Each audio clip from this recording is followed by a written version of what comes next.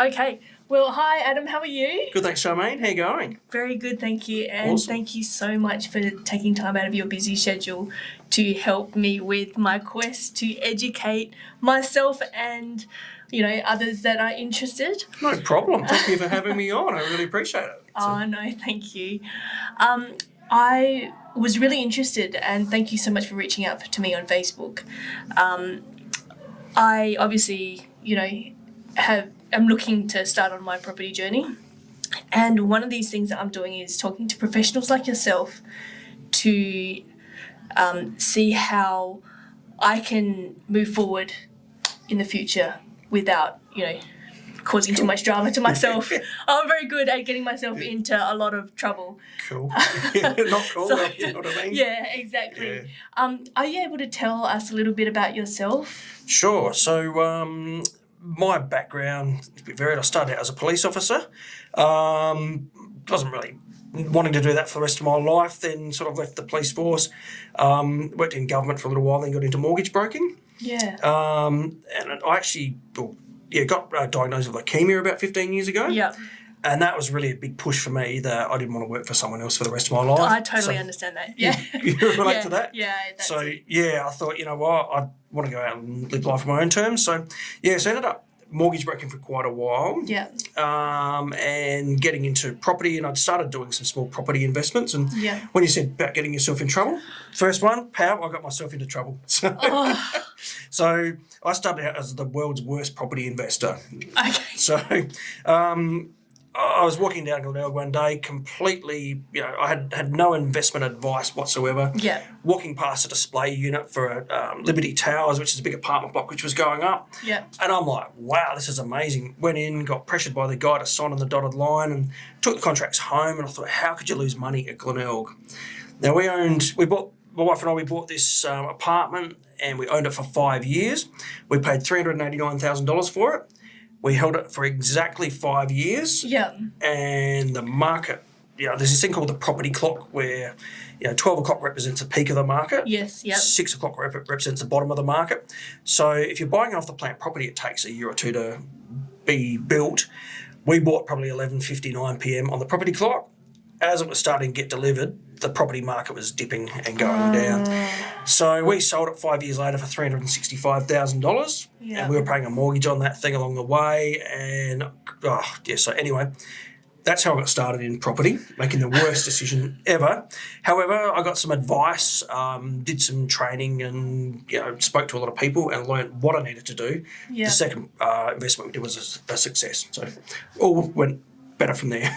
That's brilliant. That's so very similar actually to, what I've done in the past is I myself, I've had cancer, breast cancer. So for me, it was, I had like a 10-year sort of window in between, and we went out and we bought, a heap of properties where we could, and just didn't really know how to analyse them properly. So we just bought ones that we thought were in a good area, paid way too much just before that crash, the great financial... GFC? The GFC, yeah, that's it. Yeah. And we were... the properties were always negatively geared. Yeah. So, when my cancer came back again, everything basically hit the fan, and we were forced to liquidate everything. And when we had to liquidate, obviously it was just quite recently, and then of course it was COVID. So we lost massively. And the market now has gone straight up. I know. So it's been crazy. And I guess it just goes to show you just never know what the cycle is going to do next. So proper planning and putting yourself in the best situation up front is definitely the way to go. Yeah, 100%. Getting that advice. When you said that about negatively geared, and that's what look a lot of the property look at now. You get two schools of thought. People are negative gear, and then you get the people who are going, you've got to positively gear. It's got to be cash flow positive. Well, yes and no. You need some of both. So if you look at that, you've got two types of properties. One which will go up in value, which will be, we'll call it a growth property. Yeah. The second one we'll call it cash flow property. It won't go up in value as much, but the rent yield will be higher. Yeah. So the amount of rent you get on that property compared to the amount of rent you'll get on the growth property will be much higher. Yeah. Now, when you go to borrow money further down the track, you're going to need two things. You're going to need income to show the bank that you can afford to pay the loan that you're about to take out, and you're also going to need a deposit. And to get that deposit, you use the equity in the property. Yeah. So if you've got all cash flow positive properties, you're not really gaining that equity that you would be normally. So you might have a ton of income coming in, but not enough equity to actually use as a deposit. Yeah. So I use a bit of a zigzag method with my clients depending on their situation, where we might start with a growth property where they can grow some equity. The next property might be more of a cash flow type property. Yeah. I stay away from apartments, though. I don't always think they're a good investment unless there's something very different about that apartment. Okay. So obviously I got burnt first up on apartments, and I haven't met a lot of people that have done well with apartments unless they're bought in the right areas at the right times. Yeah. Yeah. Is that just mainly because a property's primary asset, I suppose, is the land? Yeah. And the land goes up in value, not the house. House depreciates, land appreciates. And again, then I get clients going to be, I've got to have a huge block of land, I've got to have this big block of land. That's not always the case either, because a good small block of land in a blue chip area may go up in value as much as the area that's further out that has that larger block. Okay, So, sometimes a larger block, if you've got the right property in the right location, you might be able to develop the property. Yes. But I've developed property in the northern parts of Adelaide, I won't name suburbs, where cheap to get in, and I've held a block of land there. I think we've had one for, I don't know, must be about 8 or 9 years that we've just never even built on. It's just sat there. It doesn't owe us anything. Yeah. It's gone from $85,000 to maybe $89,000 in that time. So it's done nothing. Yeah, right. So, that big block of land theory is not always right. It's more about the attributes of where you're buying. So, a lot of research. Yeah. And a lot of chats for people like me who are completely new to the industry, and obviously getting advice from someone like you is the way to go. Yeah. Now, tell me a little bit about your qualifications, because you said that you were a police officer and then you've educated yourself, sort of like what I'm trying to do now, doing my mortgage broker's, course, just so that I can understand finance. But you've already walked this path, haven't you? Yeah. So that's was actually when I got diagnosed with leukemia. I'd enrolled in the mortgage broking course beforehand, but that was really the push for me to actually get on and do it. Yeah. I wanted to understand more about finance and be able to control my own finance, because I actually had a mortgage broker after I'd left the police force who forged my signature on a loan application, and he was useless, this guy. So I thought I could do a better job than that. Oh. So clear path, I know.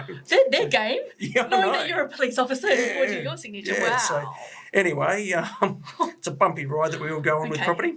I'd upskilled there, and then had to do a diploma further down the track. And it wasn't until I joined the property group that I'm in now that my passion was really property. I mean, my passion wasn't writing loans and talking to banks. I don't know anyone that would be too passionate about that. It's helping the people do the right thing, because finance is the other part of the journey, which is really important with investing, making sure you get your finance structured right. Quite often if you walk into a bank branch, they'll, not always, but quite often they will mess your finance up, particularly if you have multiple properties. So sometimes it pays to speak to a mortgage broker who is a property investment specialist lender. Yeah. Who understands how to structure things differently. And when I say structure, you might look at even getting advice from an accountant about having trusts if you've got multiple properties, investing in your self-managed superannuation fund, like setting one up, and even just little things like not cross-securitizing properties. Yes. So a bank will, if you've got two properties, generally a bank will want to link them together. They'll see that as one property or one big ball of what they call security. And they'll attach however many loans against it. But what that means, if you go belly up with your finances, the bank can then pick and choose which property they sell. So if you've got one loan with Commonwealth Bank for one property, one with Westpac for another property, and you go belly up on your Westpac property, it's a lot harder for Westpac to come and chase you down with Commonwealth Bank. But if they've got the loan on both properties, they can pick and choose. They might say, look, we know you live in your house, which we can sell your house much easier than we can sell your investment property, so we're selling your house. They don't care. So, So you could lose it all. You could, or you could be left with, not the property you want to be living in. Yeah, so it's really important to speak to somebody who'll protect you and knows what they're doing with that sort of thing, and really fights and represents you there. Yeah. So you've got a couple of letters after your title at the moment. So you're the QPIA. That's it. Yep. Yeah. So the network I work through, we all have recently just upskilled and transferred over to the QPIA, Yes. which is a qualified property investment advisor. I think there's only, when I last checked, there's only 4 or 5 of us in Adelaide Wow. who are actually QPIAs. Yeah. So that means we've been recognised by the Property Investment Professionals Australia, which is PIPA. So we've completed their course and hold their qualifications. Effectively means we're somebody who we're doing the right thing. We follow a code of conduct. We act in the client's best interest. Yep. Our operations are transparent. We're not sort of getting dodgy commissions here, there, and everywhere. And the property game, there are, got to be very careful of who you deal with. Yes. There's a lot of people who come across, they're very well known, they advertise a lot, and you think, oh, this is a really reputable business, and they're not. So joining the PIP has been a really good thing. Yes. Yeah. So in terms of like someone like me, you can obviously add value to my investing, experience. So what are the things that you would be looking at? Like what kind of things do you scope? Because you obviously look at providing like quite a holistic sort of overview over the whole property investing, process. So Yep. So what's your process with all that? Yeah, so one of the things we do is we work in the brand new space. Yeah. Okay, so the properties, so I've got a network, I'm part of a network, and we've got analysts in our network. They go and research areas around Australia where we're good to invest, and then we'll go and find the acquisitions team go and find properties in those areas that match our clients. Okay. So they're all brand new. Now, Yep. brand new is part of the strategy because it requires very little maintenance. It's not like you're buying an old house where the roof could need replacing. There's $10,000-$15,000. Hot water systems go, and you're having all these things go wrong with the place. So brand new, everything's brand new, obviously, protected by warranty, and even a couple of years down the track, if things are outside of their normal warranty period, they're quite repairable. So if an air conditioner packs in, you're going to be able to get that fixed rather than having to replace the whole thing. Attracts tenants better. Like tenants like living in a brand new place. Most people find it nice to live in something, everything's neat, new, shiny and working. And the icing on the cake with that is the depreciation that you get back on that property. So depreciation through somebody living in that property, Yeah. general wear and tear, you can claim that as a tax deduction. Yes. Yeah. And there's 2 types of depreciation, one on the building itself, and that's generally in the first 40 years. You'll claim, so a brand new property, you'll get it for 40 years, the depreciation on the building. And then the fixtures and fittings inside the building. A few years ago, the government changed legislation to say that they have to be brand new in order to claim depreciation against them. Oh wow. So that's a number of tax claims that you can actually make. Yeah. And if structured properly with your pay, it can reduce your out-of-pocket expenses each week on the property.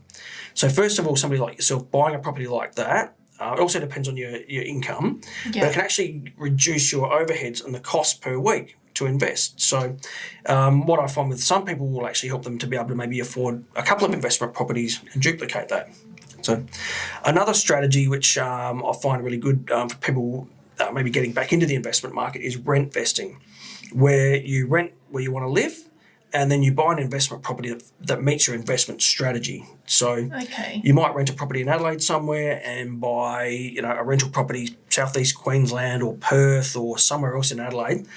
And that property you buy specifically to make you money. Yeah. You claim the depreciation and wait for that to go up in value. And so you don't subscribe to the opinion then, obviously, that, there's that saying, rent money is dead money. Oh, I rent myself. Do you? Yeah. So we've got investment properties, and at the moment we're renting. Okay. And, it's actually been able to help us to afford to rent a really nice house. Yeah. But we know that our investment properties are doing all the hard work for us. So we can enjoy the lifestyle of where we're living, having a pool and all that sort of stuff. Wow. Which is fantastic. Yeah. And the investment properties, they do the hard work. So yes and no. And look, there are some negatives to it, having a family as well. You just need to make sure that it is a proper rental property you're staying in. The landlord doesn't want to live in there. Yeah. They're not going to toss you out in a couple of years, particularly with kids. Yeah. With a headache. So but not always. No, structured properly, rent money is not dead money. Okay. So, That's a really interesting concept because, do you hear that, Dad? Yes, Dad, you listening? Yeah, Dad. And older generations don't No, well, I've always grown up with that. Like I said, you Yeah. go out, you buy a house because you don't want to be renting. Well, ideally not for too long because you're paying somebody else's mortgage is really the mindset of it. And sort of my mindset is sort of getting into the investment thing. Like I want to invest because I don't want to, Well, if renting somewhere, and even if you're younger, sharing with friends and renting, if that enables you to buy two rental properties, two investment properties, and double your portfolio, and you've structured it so that the costs aren't ridiculous, each week, and the rent that you're receiving is greater than the rent you're paying or equal to, or around them, why not? Exactly. And for younger people as well, why not? We're in Adelaide at the moment. Why not come and share with your friends down at Glenelg near the beach or in a lifestyle location, and have rental properties in areas that you wouldn't want to live in normally, but are still helping your portfolio grow. So in terms of, like you said, you've got teams that go out. So what is the limit of your scope, or is it a complete package of services that you're able to provide? Yeah, and we don't. Yeah, so we coordinate a lot of the services. Okay. So my clients will come in.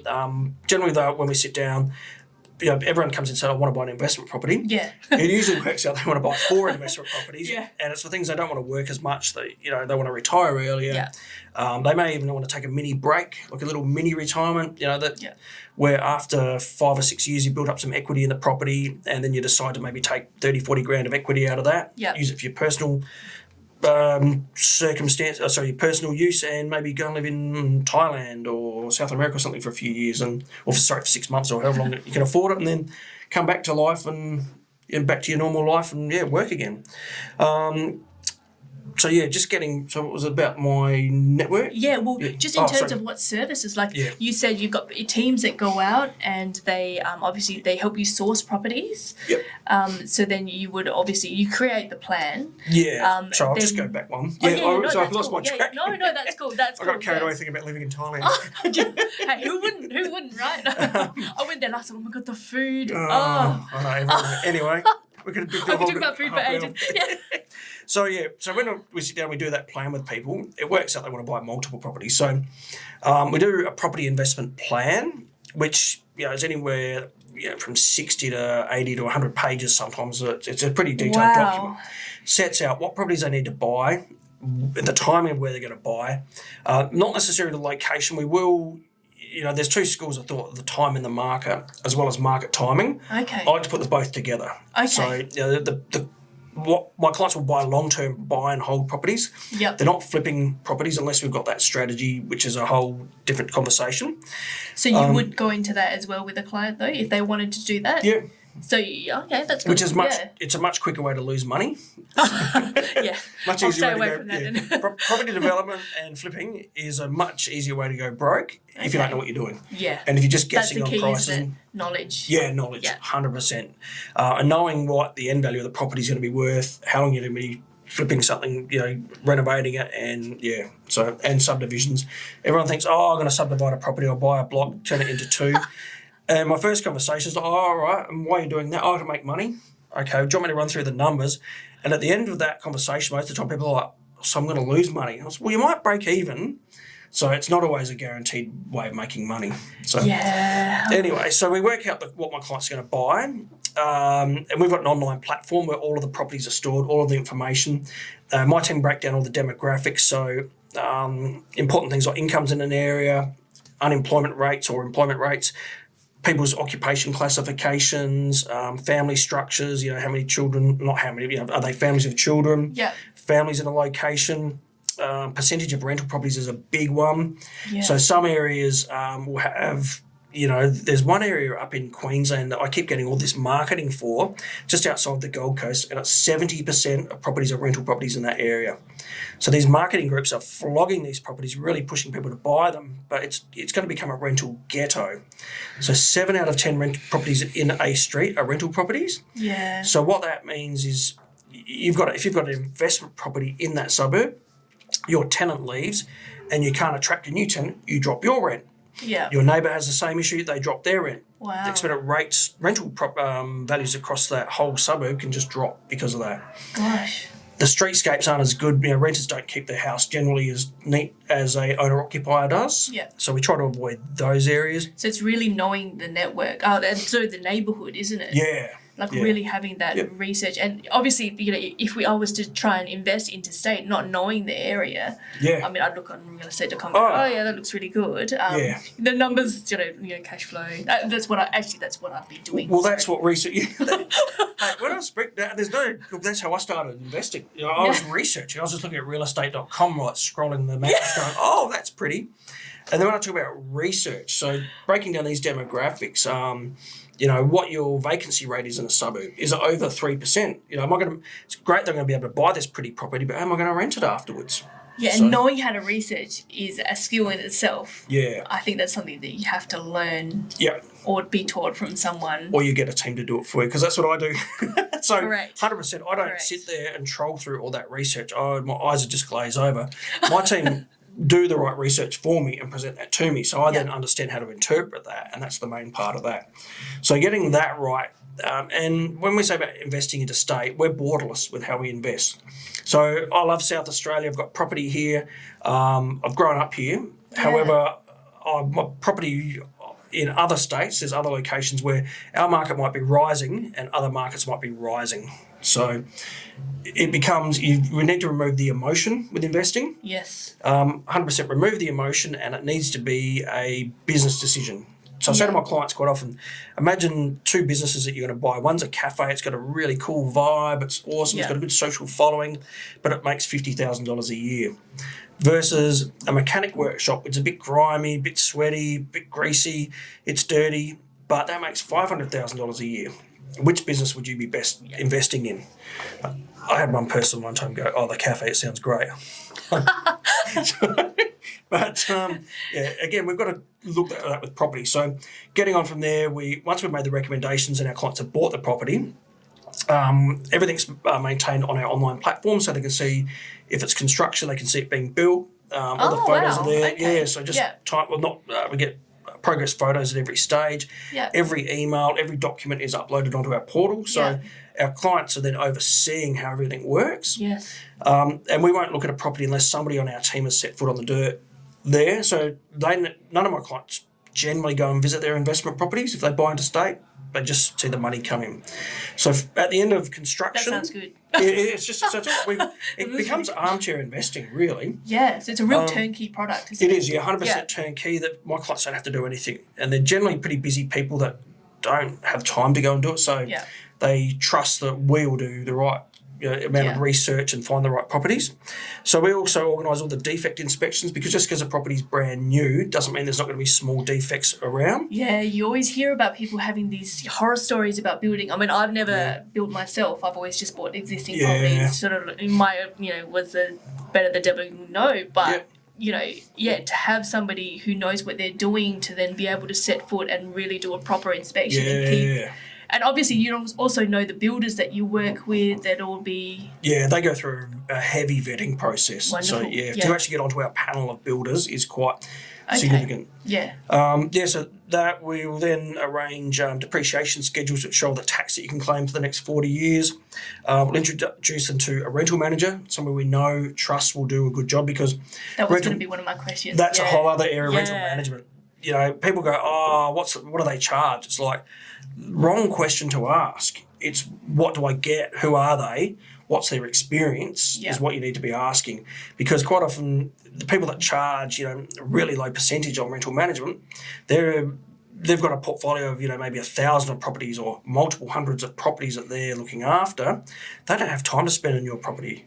Where an experienced rental manager who maybe charges a bit more, they're worth their weight in gold, and it's tax deductible at the end of the day. So a lot of people forget that. I think they just see the figure that comes in at the end of the month, or the bill that they get charged, and then they get really worked up about those small things, but forget to look at the bigger picture. Yeah, well, we had a property in Adelaide, and they hadn't done an inspection for 9 months. They kept sending us dummy reports. Okay. And it wasn't until we eventually took over the property, or we spoke to the tenant one day for something, and the tenant's like, oh, and this is going on, all the cracks and that. We're like, what do you mean? And they said, oh, we'd keep telling the rental manager when they do the inspections, but they hadn't been telling us. So, and we'd chosen that rental manager just based on price. Yeah. They were cheap, they were who we bought the property through, and we were idiots. So, Lesson learned. yeah, exactly. And that's the lessons you learn through property. So, Yeah, of course. Yeah. So you said, okay, so you've been talking about a real turnkey sort of solution, right from basically the plan to a new build, and then even into the property management side of it. Yep. But what about somebody who wants to take a more active approach? And you were saying, like, you work with people, like, as well, a little bit with that. How does that work? Yeah, so I'll consult with people who want to do a development or buy an investment property. I'm not a buyer's agent, so I won't go and break down analysis or negotiate on somebody's behalf, but I have got clients who we do a plan for, and it might not always be brand new properties in their plan. We might actually decide that they need to get something else further down the track. Yeah. So, so I'm happy to help clients either way.